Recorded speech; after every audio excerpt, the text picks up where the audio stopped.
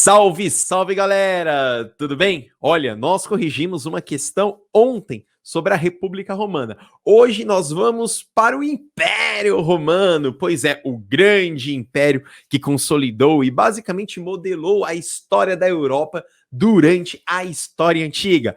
E aí, preparados para mais uma correção? Portanto, pegue o caderno, pegue a caneta e partiu! Essa questão ela é uma questão que vai trazer basicamente algumas confusões em nossa cabeça. Eu não acredito que sejam confusões historiográficas tão pouco de período, mas algumas coisas a gente tem que deixar muito claro. O Império Romano, ele foi muito responsável, aliás, o Império Bizantino, ele foi muito responsável por expandir os valores do cristianismo para além do continente europeu. A começar, por exemplo, com o Oriente. Então, o Império Bizantino vai levar o cristianismo para o Oriente. É claro que o cristianismo vai ser apresentado para a América, por exemplo, só a partir da Idade Moderna com as grandes navegações. Mas o Império Bizantino e o Império Romano, já lá na história antiga, tem este papel fundamental de difundir o cristianismo.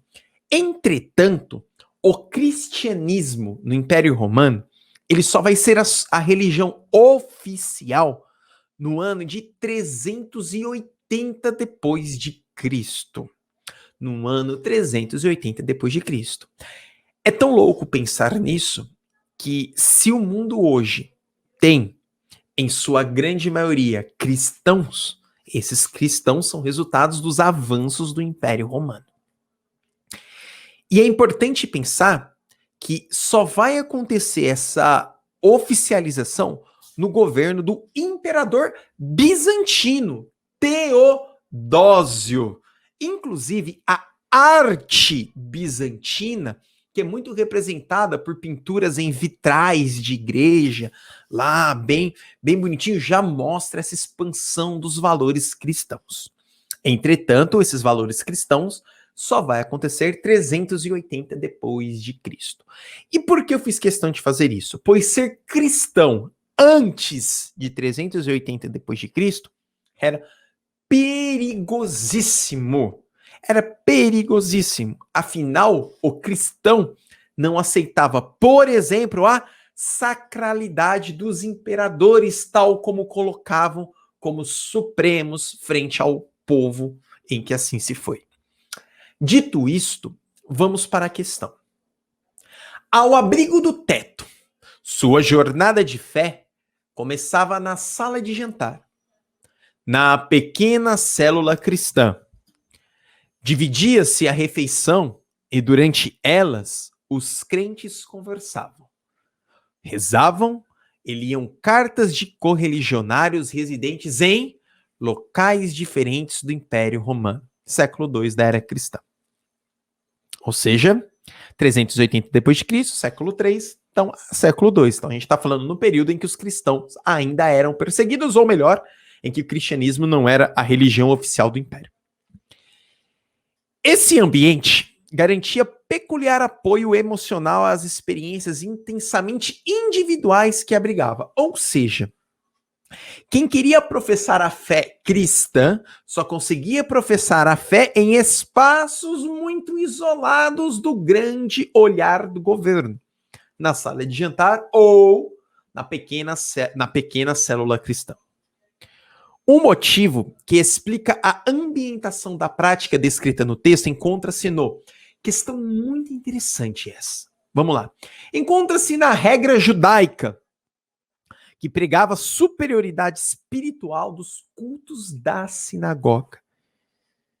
Aqui nós estamos falando de contextos cristãos, não de contextos judeus. Tá bom? Ponto. Com isso a gente já elimina. Moralismo da legislação, que dificultava as reuniões abertas da juventude livre. Primeiro que não existia este contexto de liberdade. Você sempre estava preso ao Estado, você sempre estava preso ao imperador. Não era só a juventude que não era livre. Ninguém era livre. Você estava sob a tutela regimental do Estado romano. você estava sob a tutela do imperador.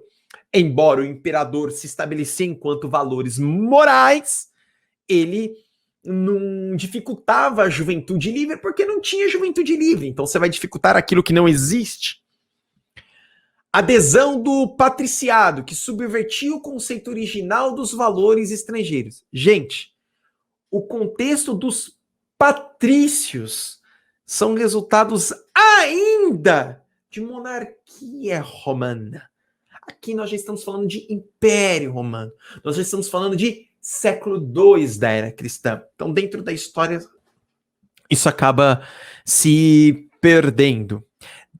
Um motivo que explica a ambientação da prática descrita no texto encontra-se na decisão política que censurava as manifestações públicas da doutrina dissidente. Doutrina que estava fora dos valores que eram pregados pelo Império Romano. É só observar o que o texto aponta, ao abrigo do teto, ou seja, na sua casa, quietinho, bonitinho, sem ninguém ficar sabendo, beleza? E aí a D, mas vamos entender por que não é a E. Um motivo que explica a ambientação da prática descrita no texto encontra-se na ou no violência senhorial, que impunha a desestruturação forçada das famílias escravizadas. Qualquer família que se tornasse escravizada, isso já era imposto de maneira violenta. Então, não existe escravidão sem violência. Então, esse aqui é um ponto posto, tá bom, galera? Beleza? Então, essa é a questão de decisão política que censurava as manifestações. Aliás, galera, é o que eu falo, os cristãos, eles não aceitavam essa sacralidade do imperador. E eles acabavam perseguindo mesmo. Então, eles acreditavam em coisas que o próprio sistema não puseram. E é louco pensar que depois desses mesmos valores cristãos, e aí a igreja vai crescer, a igreja católica vai crescer, vai se expandir, e vai se tornar a principal instituição do período histórico que vem posterior ao Império Romano, que é o feudalismo, e vai acabar fazendo a mesma coisa que Roma fazia com quem era cristão. Pois é, para você observar que a história ela é muito bonita até quando alguém pode chegar ao poder. Beleza, galera?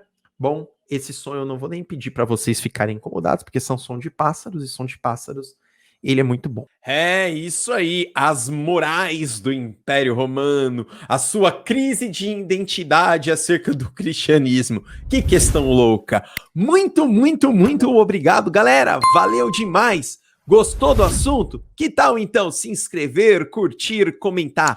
Afinal, conteúdo bom é conteúdo compartilhado. Vamos juntos até o final e muito obrigado pela presença em mais essa aula. Valeu!